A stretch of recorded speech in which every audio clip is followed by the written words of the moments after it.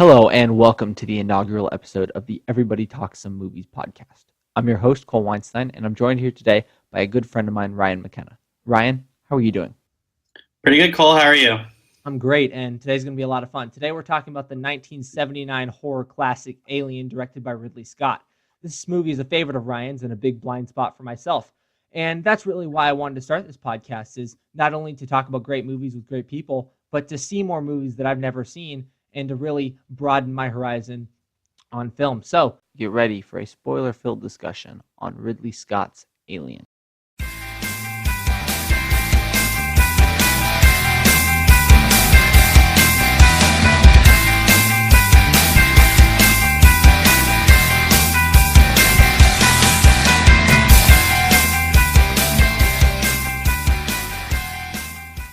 All right, so Ryan, I know this is a favorite of yours. What are your overall thoughts of the film? Yeah, so Alien is my personal favorite horror film of all time. I think this film is as close to perfect for that genre, especially at the time, as you're going to get. And I think that it does everything that it needs to do absolutely right and doesn't get anything else terribly wrong, which is why I think that this film is so great in and of itself. And I think that conceptually what they established in this and the great world building they did was what lent itself to becoming a great franchise over the years as well. Yeah, definitely. I think what is so interesting is that James Cameron, and it was quite a while after, was able to build on Alien with Aliens, a movie I've never seen, just like until recently I've never seen Alien. But to really build this world, and then obviously you have Alien 3 directed by David Fincher, and then Ridley Scott returned to this world with Prometheus, and soon Alien Covenant, a movie that we're both excited about. And he's really creating this real world, and I think that really does all start with Alien. And I think there are some really great seeds of that. I think the biggest thing that always interests me was how all of these characters refer to this sort of ominous company in the movie, and really sets up this sort of dystopian vibe. I believe the movie takes place in 2037, and has these really interesting dystopian vibes and this really like this implication of a dystopian world beyond what's going on in this confined ship. I thought that was really interesting.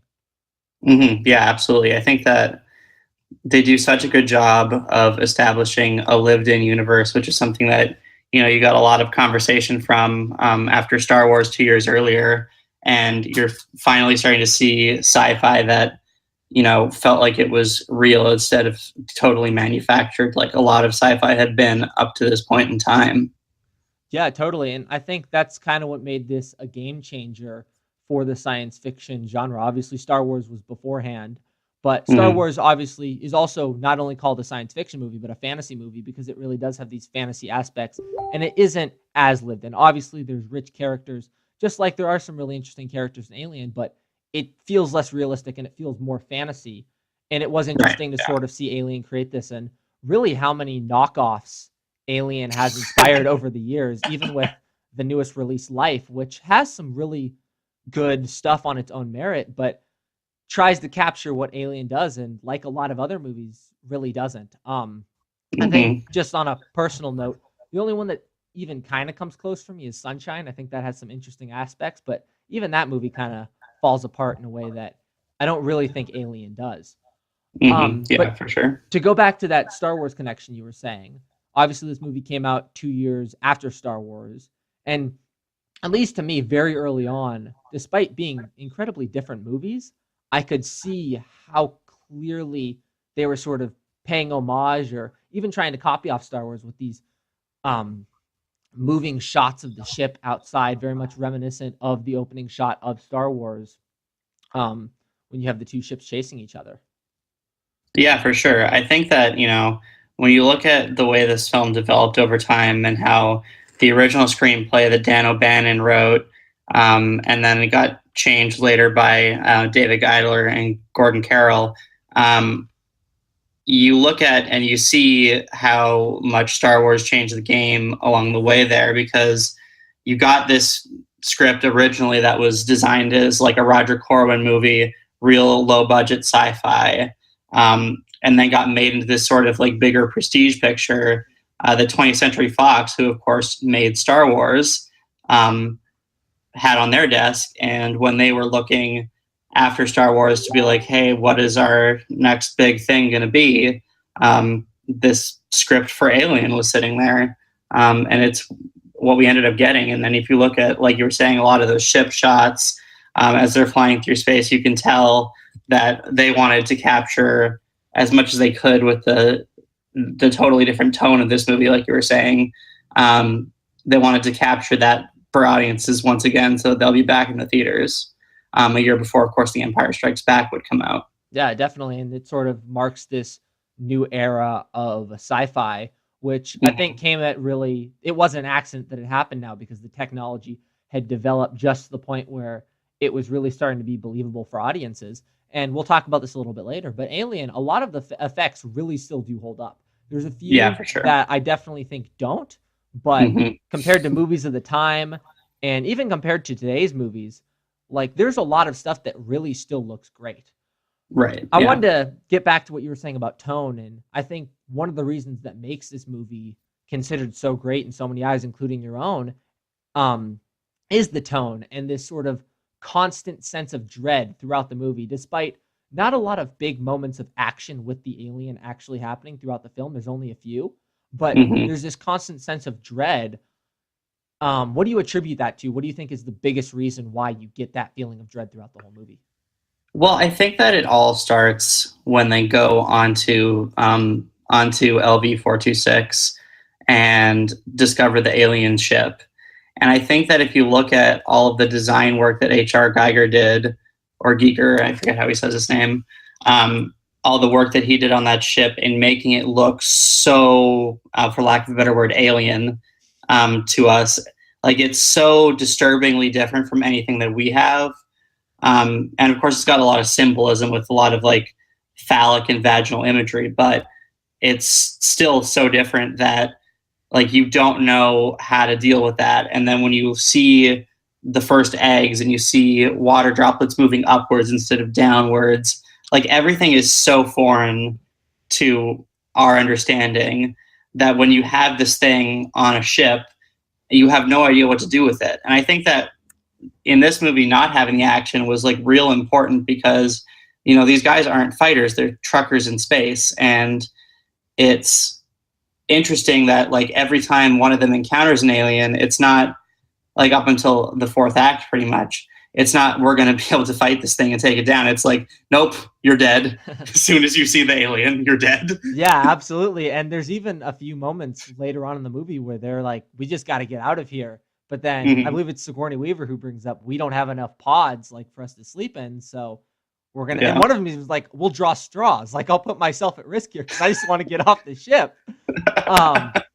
And I really do think that's cool. Going back to the planet, I thought LV-426, I thought what was most interesting about that was the mist that John Hurt's character Kane encounters right before he finds the egg. There's something really eerie about that mist to me. The other thing that the two things from a technical standpoint that I really love that I think adds to the ambiance of this movie and the freakiness of this movie and the tension is the like this sort of white noise, like ambient music that plays. And I think, and I've heard this from a bunch of people, that the sound design in this movie is one of the best of all time. And it really creates this really unsettling tone to the rest of the movie. And that's something that's been copied endlessly after this. And it made me uncomfortable because it's better than so many of the other sort of homages or ripoffs of this same ambiance. And the other thing one that I loved about this movie and that made a movie that relatively didn't have a lot of, so to speak, action in it was the camera work and how dynamic the camera work is. And I'm not really sure who to credit here, whether or not it's the cinematographer or if it's Ridley Scott or if it's both, which it probably is a mix of both, but just how dynamic the camera is. And even though they're not in your face long shots, how every shot sort of lingers for 5 to 10 to 15 seconds instead of like modern movies, how they're quick 2-3 second cuts. They very much feel much more active and dynamic shots, and the camera almost becomes its own character as it adds to that tension. I really love the camera work, and I think it's what makes the movie paced really, really well. And I think that what allowed them to do that camera work, and I think that, I think you're right about crediting both the cinematographer, but I also think that it's a big part is Ridley Scott and how talented of a director he is. And of course, this is only his second film, and he would go on to do many, many great things since then. Absolutely. But I think that what really allowed them to move the camera through the space and to hold on things was the like amazing production design they did on this film, and the production work, because they built these substantial sets, because even though the Nostromo is a ship and it's a confined space and you're always feeling trapped by the alien, all those sets are very complete. So he was able to, move through rooms, move through hallways, and when they're on the alien mothership, he is able to move around that space freely because they had these huge sets that they were able to use. And I think that this is a film that really benefited from having all of that practical space for the camera to do what you're saying and move through and hold on things longer than you see in a lot of modern movies. Yeah, absolutely.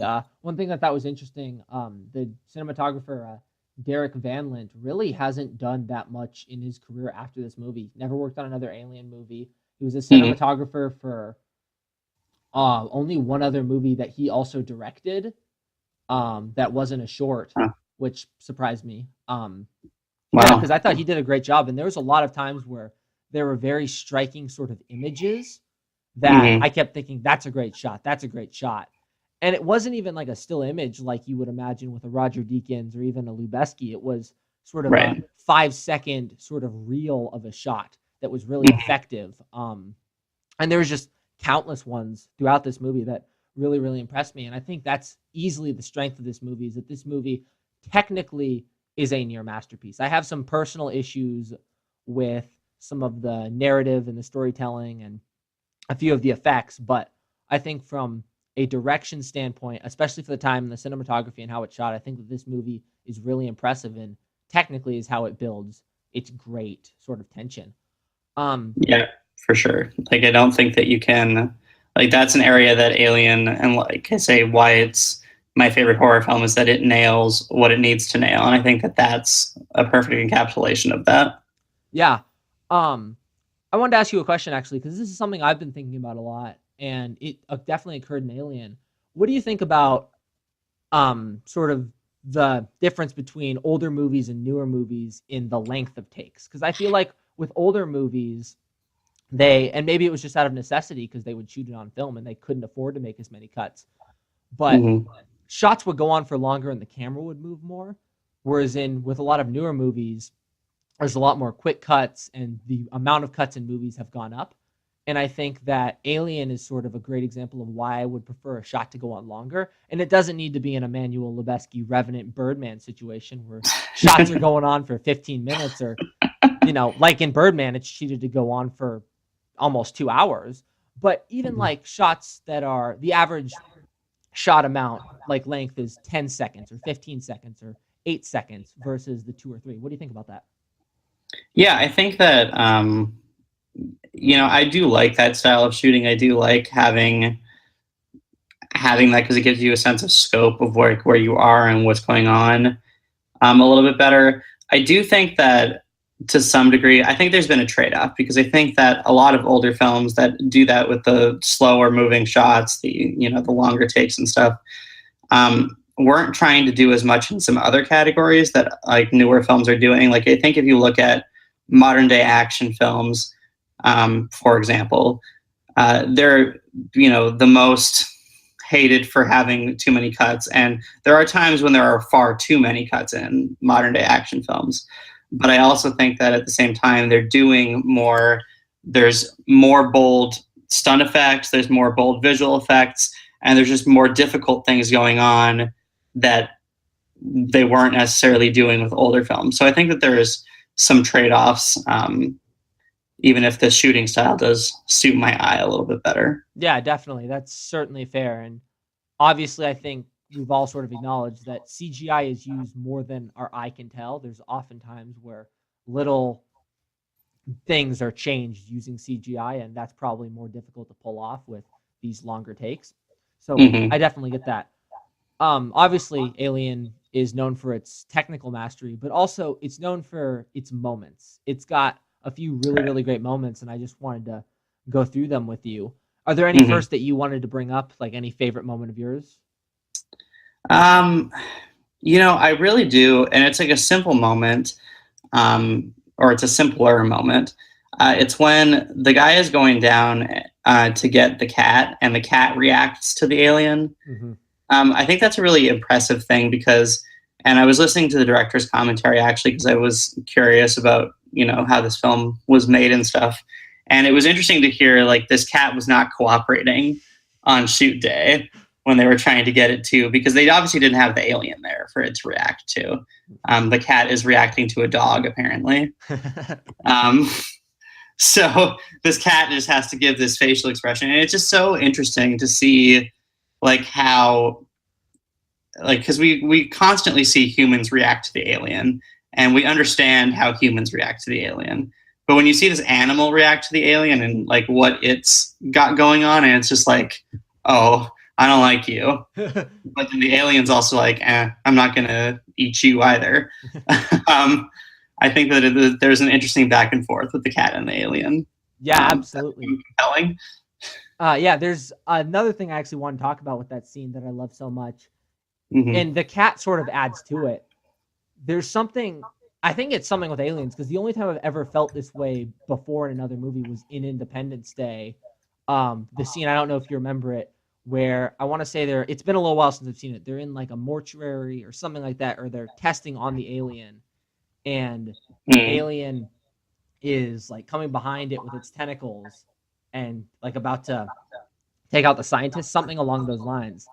And it was just this scene that freaked me out so much, but I also thought it was just so funny that I was just Mm. squirming in my seat while also laughing out loud.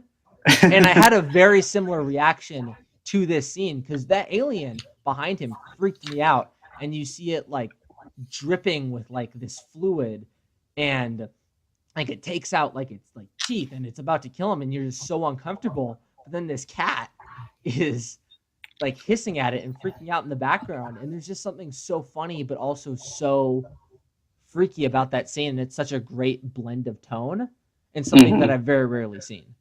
And Yeah, for sure. yeah, that's just a great scene in general, and definitely one of the standouts. And also because not a lot has happened with the alien so far, that's Hmm. really a great payoff moment for people who are waiting for that. Right. Um, Yeah.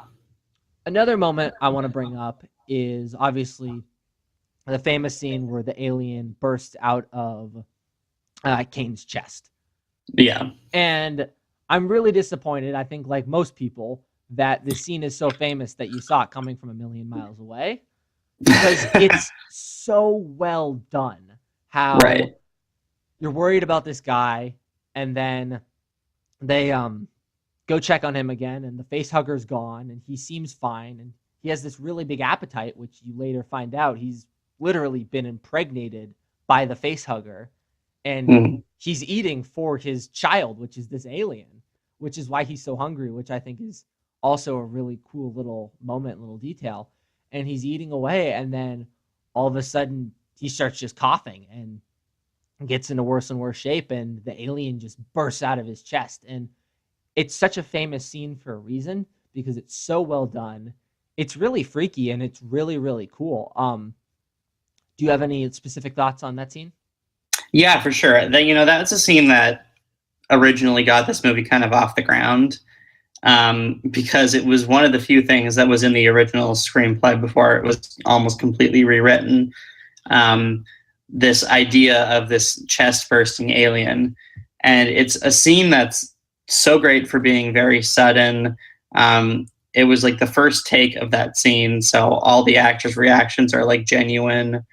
Um, and I think that in all technical aspects, really well done as it like comes out there, and quite shocking because you're like, I don't know what this thing is going to do, because you don't really know what the face hugger did to him at that point. So it's very, very startling. I remember the first time I saw Alien when I was probably too young to see Alien.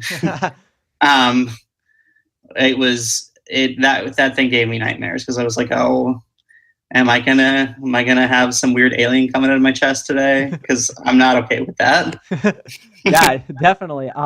And it's great to see Ian Holm, who plays Ash's reaction, Mm-hmm. especially on a second viewing, which I went to watch again, and just how differently he reacts. He's surprised like all the other crew members, but there's not that fear because he knows that this is coming, which we'll talk about later.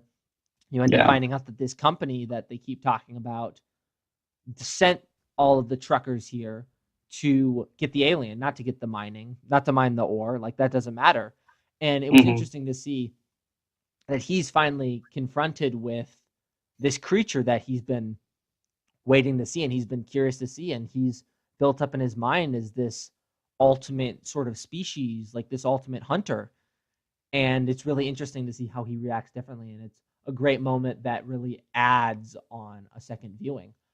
Yeah, Another I thing. think that a lot of what Ash does in this film, one thing that I think is great about films that have like a twist is when you can go back and rewatch them and see all of the little moments that you're like, oh, could have seen this coming if I like had an inkling or if I was a little smarter or whatever. I think that this film does it really well because Ash is just, there's something off about him and you know that as a viewer, but you're still accept that he's human until you find out that he's an android.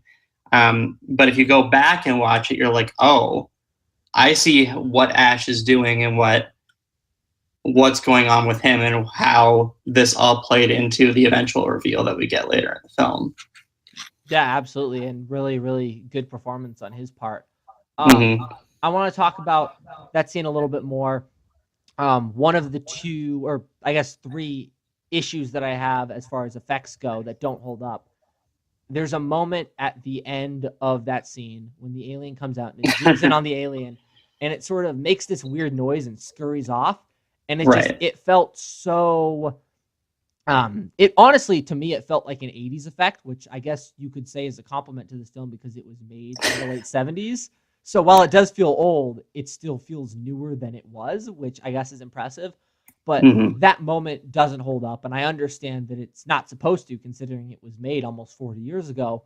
But as a modern viewer who's watching it for the first time and needs to judge this movie among the greats, that issue does I do have an issue with that because it's such a great scene and it's such a pinnacle scene in that movie, and it's so great otherwise, but that moment is sort of, I don't want to say ruined, but it's lessened because of that effect.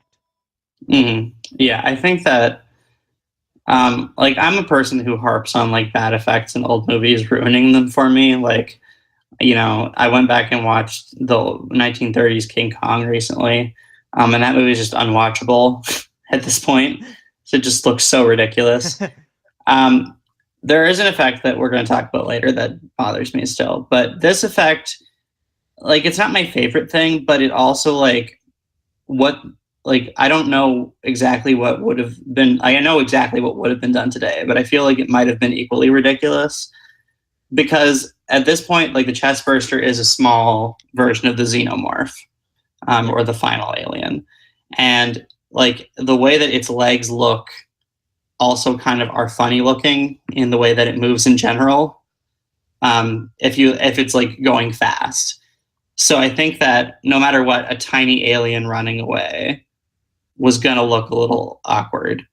Sure. And it does look awkward, but I also think that it was gonna look awkward even if you did it in modern day, because I think they might have zipped it around a little even more, which might have been more silly. Yeah, sure, I get that. But I don't know. Yeah, and I Just think the vain defense of the scene. sure, and I think part of it too is just the sound effect. Like, I don't know exactly how to explain it, but it just something about it felt so old. It felt so cheesy to me. And for a movie that did such a good job of being so serious and having such a great serious tone, like this isn't a B movie. It felt Right. very B movie-esque to me, and I guess that bothered me a little bit. And there's a few more that we can talk about in a little bit. Another moment I wanted to mention really fast earlier. This movie has a lot of sort of false jump scares where you think it's the alien, but it's something else. And I actually want to talk about that in general and the use of that in films today. But my it's really well done in Alien, and I think I know why.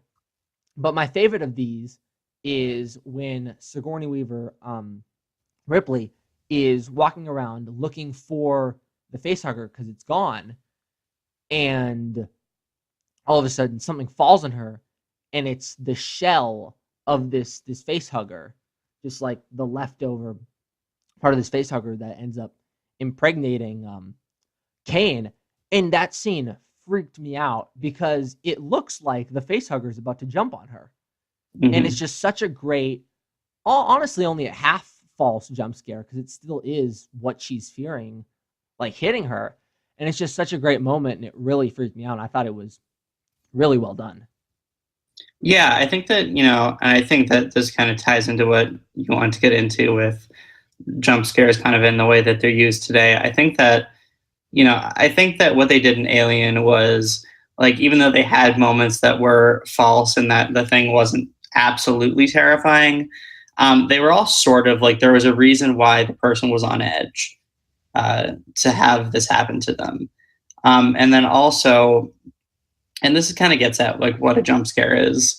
It wasn't accompanied by a super loud, sharp noise, which I think kind of evolved in the 80s horror trend, like when we started to get Nightmare on Elm Street and the Halloween films, although Halloween was 78. But anyways, we started to get those, and you started to get the sort of slasher, like that sharp, like short noise that scares you, which is kind of what you see a lot in horror films today.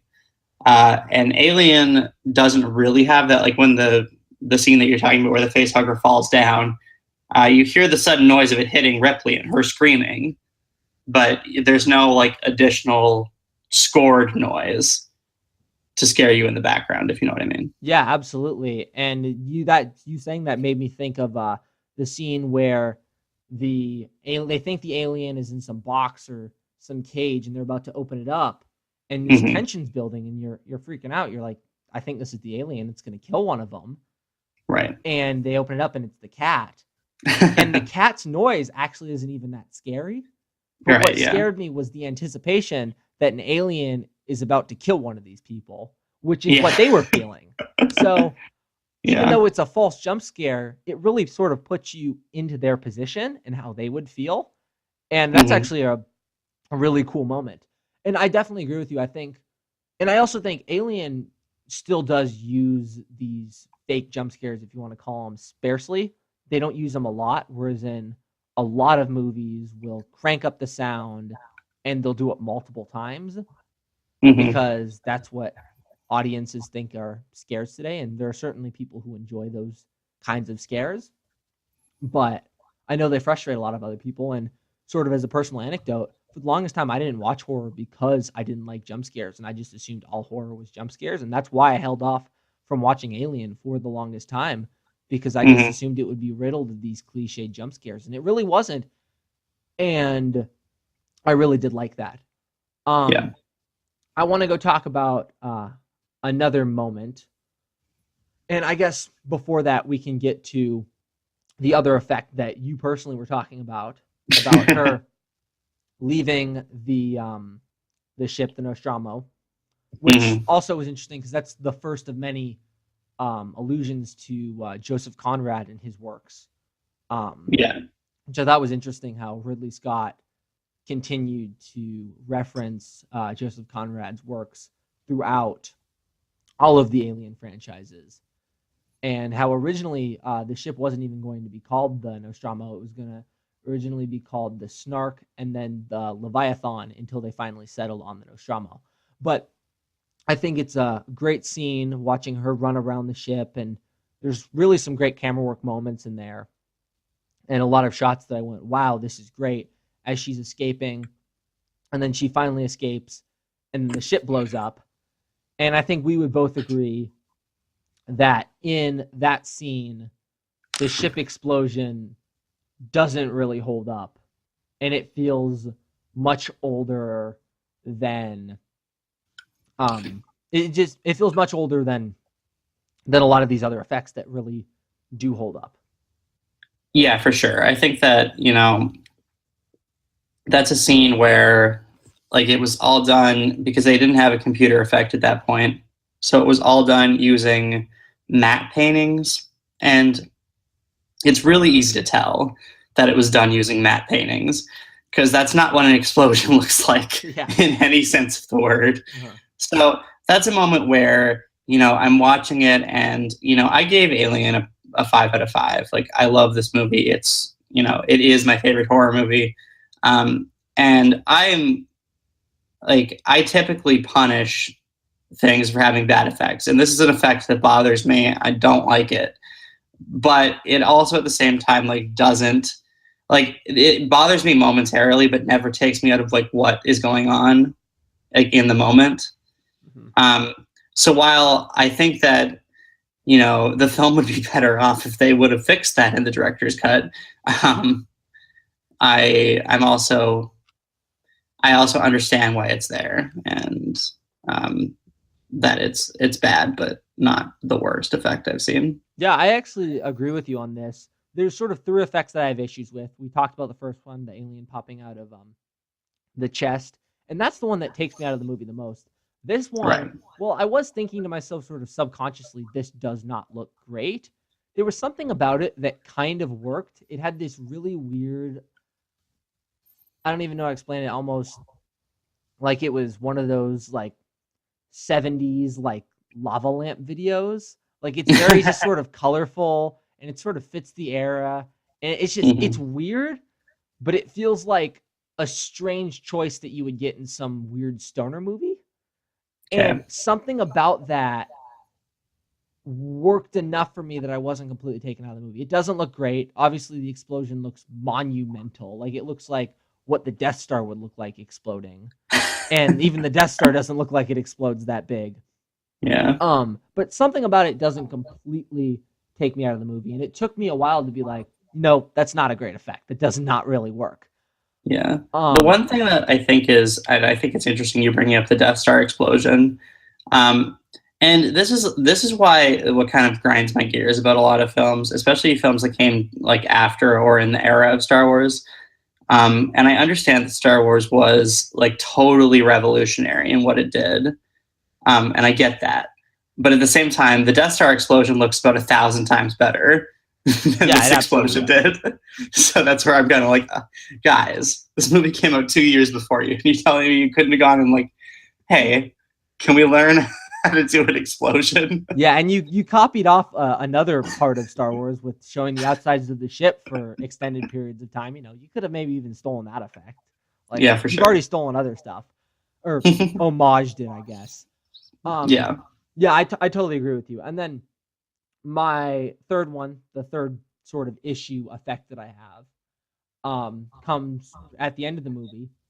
And I want to sort of talk about getting to that point. I love the 4th act reveal of this movie. And even when I was watching it, I messaged you like, no, that's not cool. Because that moment scared me to death.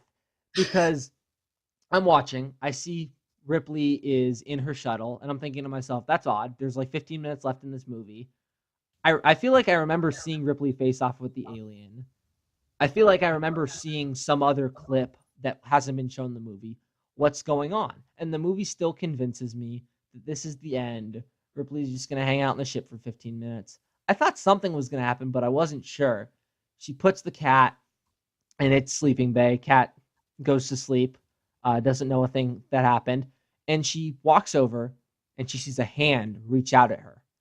And it's so effective. It's honestly probably my favorite scare in the entire movie because it terrified me. And I half saw it coming. It's so well done. And then immediately your brain gets put onto, okay, this is it. Ripley's got to figure out how to face off against this thing that took out an entire crew. And now she's alone in her underwear, not sure what to do, terrified to death. And that scene is just so great. And really, I think that's sort of the end of her arc and a really great end to her arc. And I want to talk about this a little bit more as someone who, for most of the movie, is really told what to do, even though oftentimes she's the preceding officer. People don't listen to her. They question her. oftentimes she's saying the smart thing to do and people go against her. And I think it's a really sort of interesting commentary on women of the era and her character and sort of the respect that these characters have for her just as a person in general. But then to see her develop into her own while still showing all that fear. It's still such a human moment because she never turns into this big action hero. She's still so vulnerable. She's singing to myself, or she's singing to herself. And it's such a great moment and really such a great climax for her to defeat this alien and really to finish her arc for the movie. Yeah, for sure. I think that what was really interesting about Alien is that there's no real fighting with the alien in this movie until Ripley does at the very end. And I think that, like, because everyone else just sort of dies instantly. And when you're just putting on this movie for the first time, like, it's easy to assume that, like, Dallas, played by Tom Skerritt, would be, you know, the hero of the story if you, of course, didn't know Ripley is the famous hero, the heroine that she is. He even gets top billing. Yeah. And just, like, you know, she's going through this movie, like you're saying, like, you know, like, guys, we should do this. And then at the end, there's like this and this gets back to kind of this sexual imagery behind it all, where the alien ships and stuff are very, you know, like I say, phallic and vaginal. And then you've got Ripley, you know, almost naked, or in her underwear, while she's getting attacked by, you know, the alien that's in its full force at that point, you know, with its double mouth thing going on. And she's got to figure out how to deal with this and, like, how to combat it and get rid of it. And I think that that's, like, her ascended moment. And then, you know, if you go on and watch it in her in the other films, she's got some character differences. And I think that there is a real power to that. And I think there's a real power I think that's what makes Ripley the great character that she is, because she starts off just as a normal person that we can all relate to, who just kind of has to deal with this problem. Yeah, absolutely. And I love how resourceful she is, and I love how she almost stumbles upon it, but she thinks to herself, I'm going to put on this spacesuit and I'm going to send the alien out into space, and I'm going to like shoot out into space. And I thought that was such a creative way to defeat the alien, because in every other way, she and every other human in this movie are so vastly inferior to what I'm blanking on his name now all of a sudden. What Ash says is this superior species, this superior hunter species, and she finds a way to outsmart it, because in the end, that's what humans have over this thing. This thing has instincts, but not the sort of problem-solving skills that humans have. And I think that's really great. And I think there's so much great about that moment up until the effect where she opens the airlock and the alien sort of shoots out in this really weird, very cheesy looking effect. And I understand that's probably the best they had for the era, but it really doesn't hold up. The alien sort of hanging out of the ship, they show the outside of the ship, and it doesn't look very good. And it confused me watching. If they open up the airlock, why isn't other stuff flying around? Why isn't she being shot out into space? There's so much that doesn't really scientifically, I guess, at least how your brain immediately processes it scientifically and what you would think would happen, that doesn't really make sense in that scene. And it didn't completely take me out of the film because it's such a great moment, but thinking back on it, it's kind of a frustrating moment, because that's arguably a perfect scene and really such a great scene for so many reasons, but that effect just doesn't hold up. Yeah, I don't think it's the best moment, but I do think that I think that that's the only thing that they had to do with the alien, because they was, you know, you can't give Ripley a gun and have her kill it, because, you know, acid blood everywhere. and it just, she screwed them that way. But yeah, no, I see what you're saying. Yeah. I guess I don't know. It didn't bother me as much, but I do get it. Yeah. And that was, I guess, if I'm sort of ranking these three big issues that I had as far as the effects go, that's sort of in the middle, because unlike the chest bursting scene, it didn't completely take me out for me to go, okay, that's really bad. But I sort of thought, you know, that's kind of a weird moment. But I was so like overjoyed that the alien was defeated.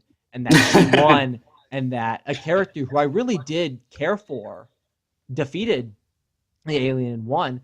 And I think that so much is good about that scene that it sort of overwrites it, but it's still an issue that I have that prevents Yeah. me from calling this a perfect movie. The other thing I wanted to sort of go back into and really talking about sort of this sexual nature of the aliens, as well as this idea of birth, and how Hmm. the movie opens up with I want to say John Hurt's Kane.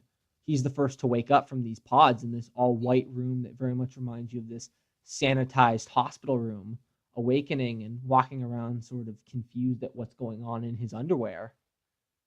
Um, and that scene that really sort of brings to mind sort of a birth, as well as like the chest bursting scene that also very much feels like what she is giving birth to this alien, and it's very sort of gruesome and bloody, like an actual birth might be. Not to that extent, but obviously it can be messy.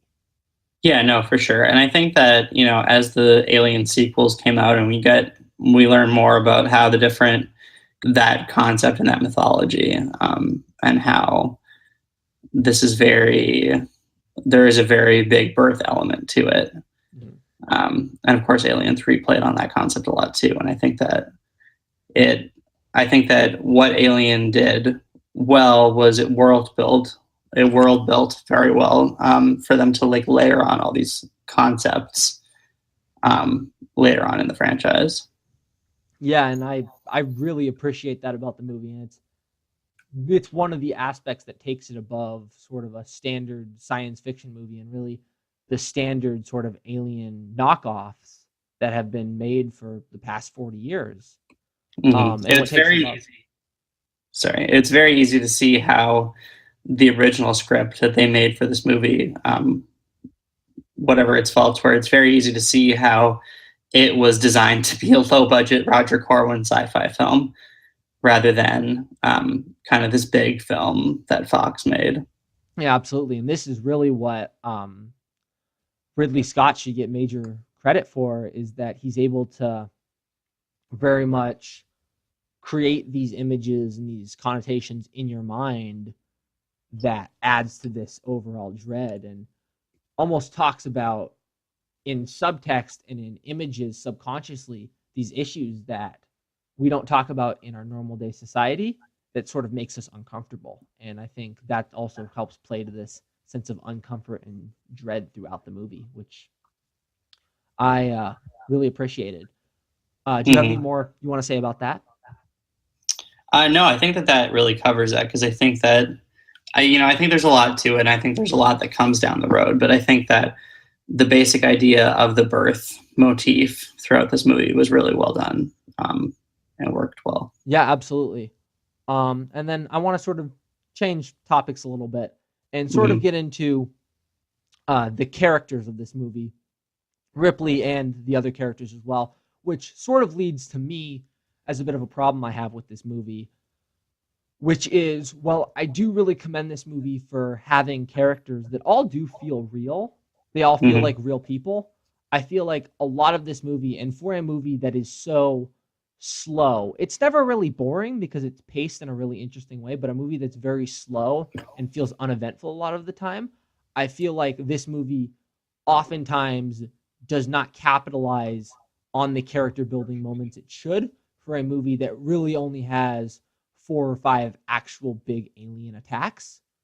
And I think besides Ripley, you never really grow to care for any of these characters. You do a little bit towards the end when they're in clear danger, but it's never as personal as it is with Ripley. And I might not have as big of an issue for a movie that is just filled with nonstop action and nonstop just immediate terror. But this movie doesn't do that. This movie seemingly takes its time, especially in the first 20 minutes, which are incredibly deliberate and slow burn. And I don't really feel like I'm getting out of it what I'm paying for, I guess, if that makes sense. Yeah, no, I see where you're coming from there. And I think that I think, Ridley Scott obviously doesn't get us into anything terribly interesting in that first little bit of movie until they get to the alien ship, basically, and then get back on board. But I think that, what the different, like, this is a very small cast, and most of the cast, actually all but one person in the cast ends up dying. Mm-hmm. And I think that, the film does just enough to give you something to care about when the character dies. But I think that what is important about the team is that you understand like who they are and like what they as a team are out there doing, because like you need to, or like, I think that Ridley Scott wants you to look at this film and be like, okay, these guys are all sort of like this like lower middle class.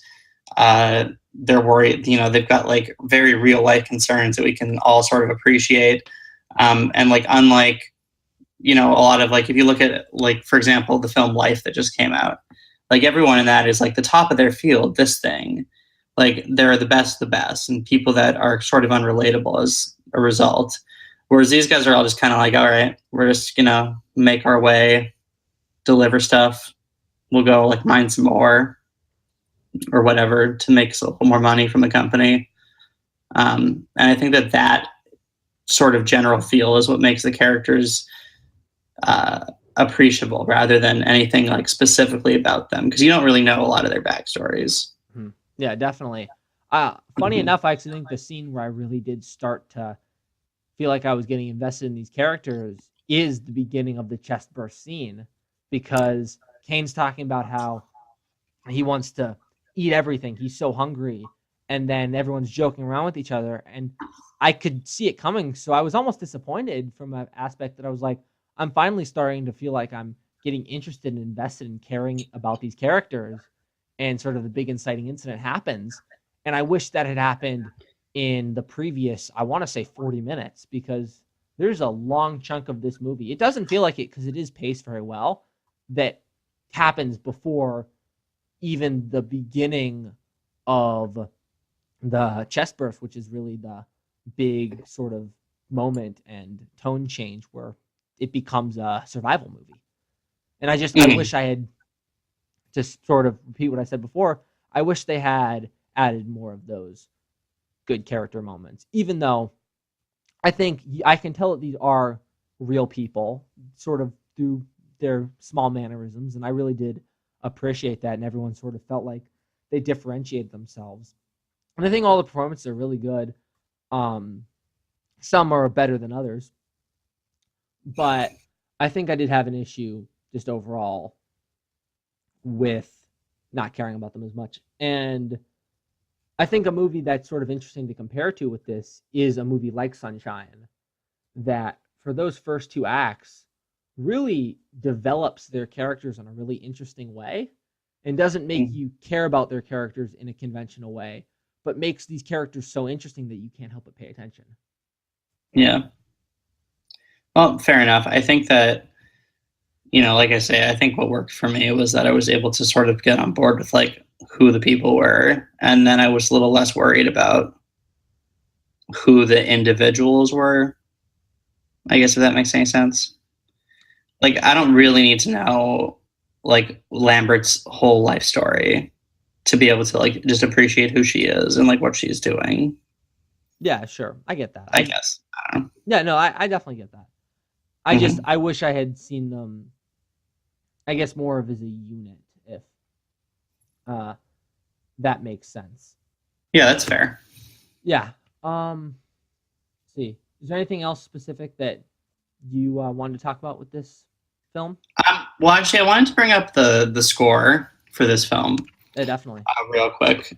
So Jerry Goldsmith does the score for this film. And a lot of people will know that name from doing a lot of Star Trek scores over the years, whether it was TV shows or various Star Trek movies.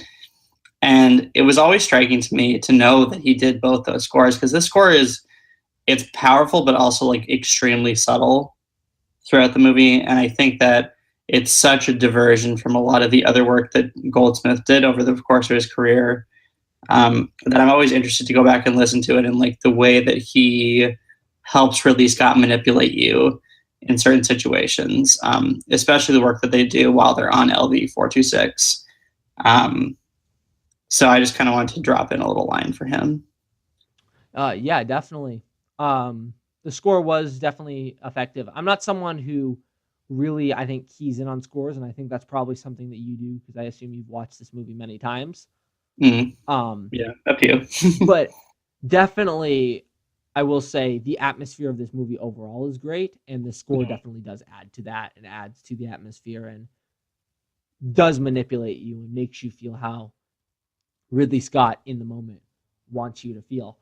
I want to talk for a second about the very, very opening shot of the movie, the shot of space and the shot of the planet. And I think this is interesting, and I really took note of this because the tagline of the movie is "In space, no one can hear you scream."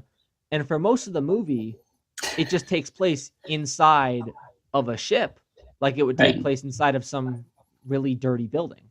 And I think this is sort of the one moment that really, really emphasizes this, that they're in this deep space and that no one can hear them scream and that they're all alone. What do you think of the opening shot? Yeah, no, for sure. I think that it does a real good job of setting you up.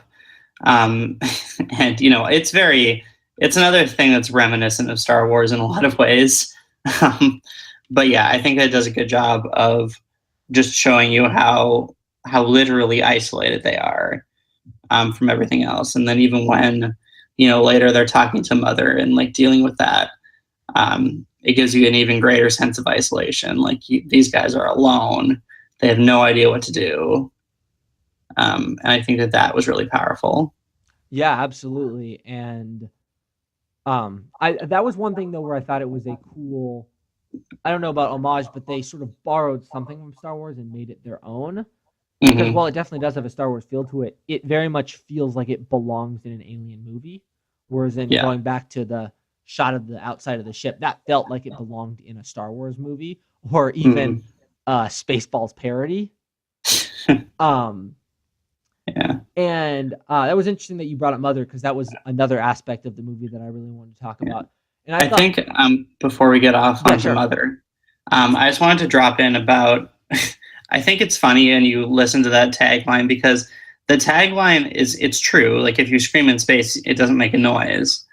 And like that's what my mind immediately jumped to when I saw the tagline "In space, no one can hear you scream," rather than the sort of isolation. So it's funny that when you're watching Alien, the ships do make noise as they're passing through space, which even Ridley Scott pointed out in his director's commentary. He's like, I don't know, we just felt like we should have that in there, just like audiences. And now we're getting films like Gravity and stuff where they're so serious about, no, there's no noise in space. We're not going to do this. Yeah, absolutely. So I think it's interesting that even though your mind might initially jump to like the actual physics of space, that's not what that tagline is about at all. Yeah, definitely.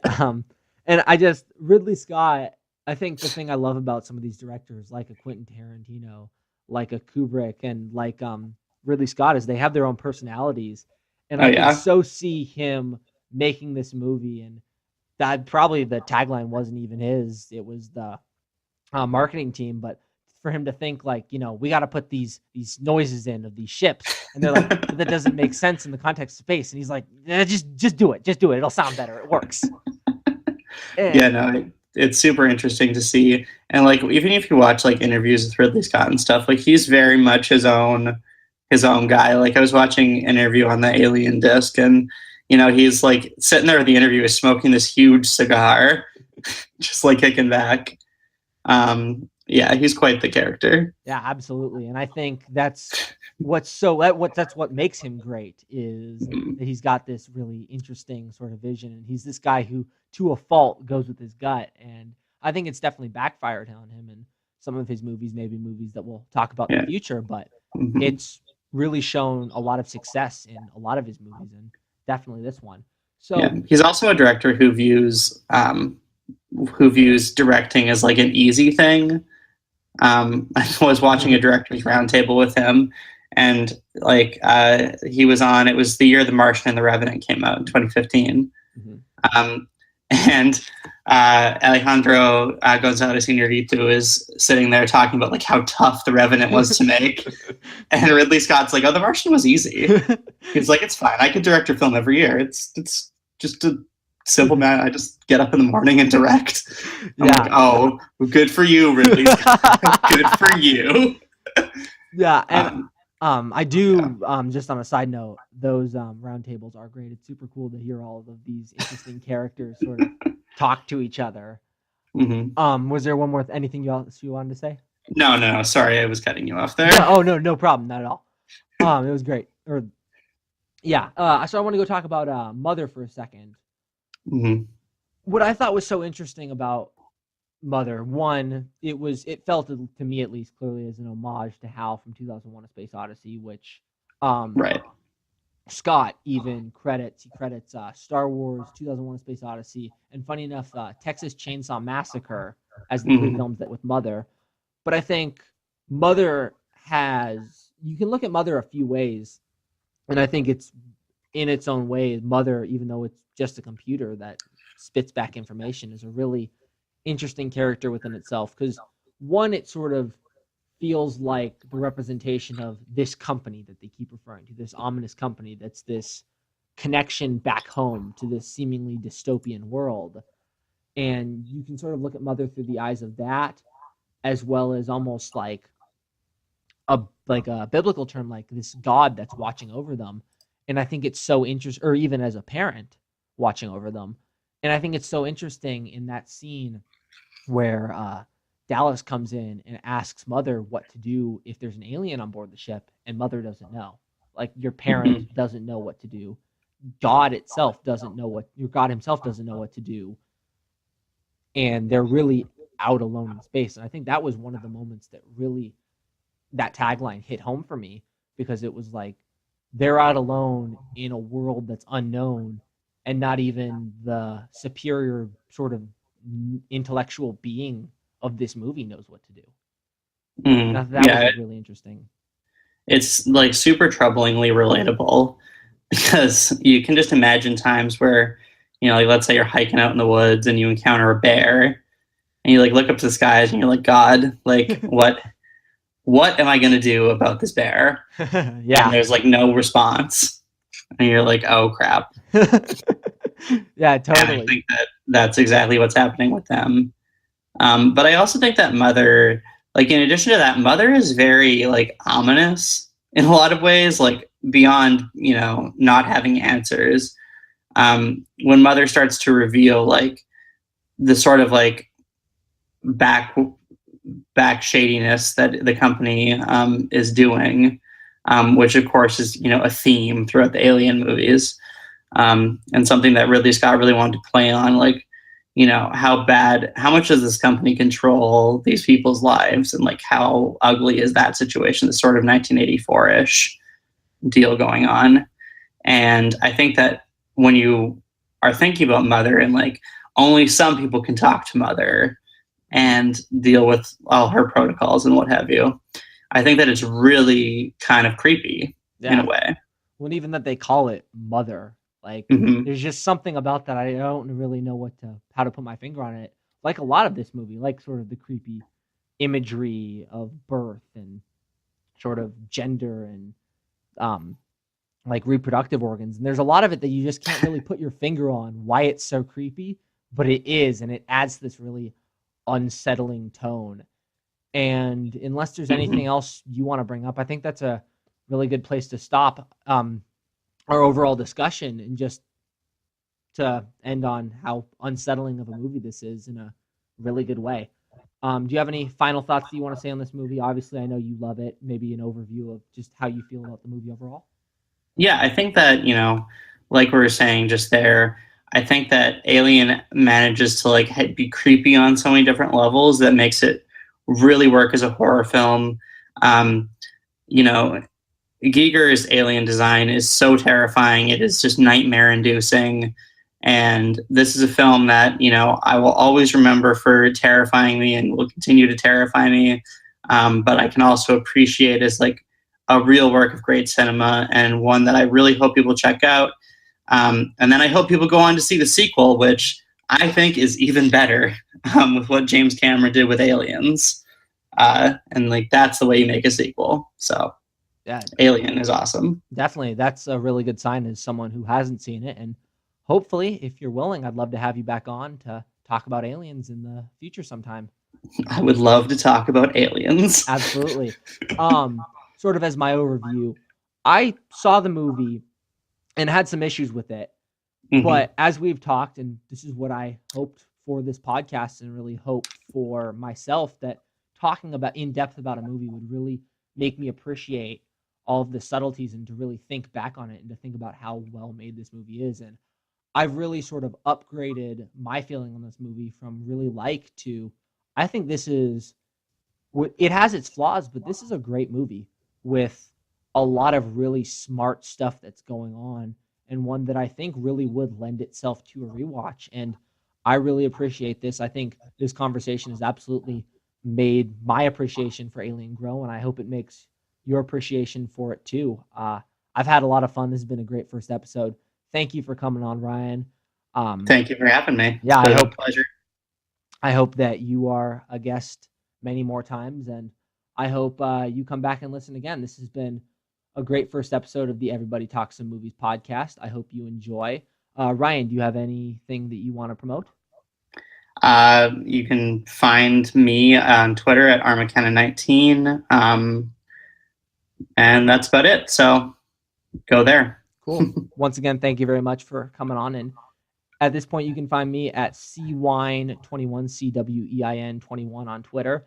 I'll probably try to make some socials for this podcast. I had a lot of fun recording it. I hope you had a lot of fun listening. I hope you had a lot of fun being on, Ryan. And that's it. Have a great rest of your day, and I hope you enjoyed the podcast.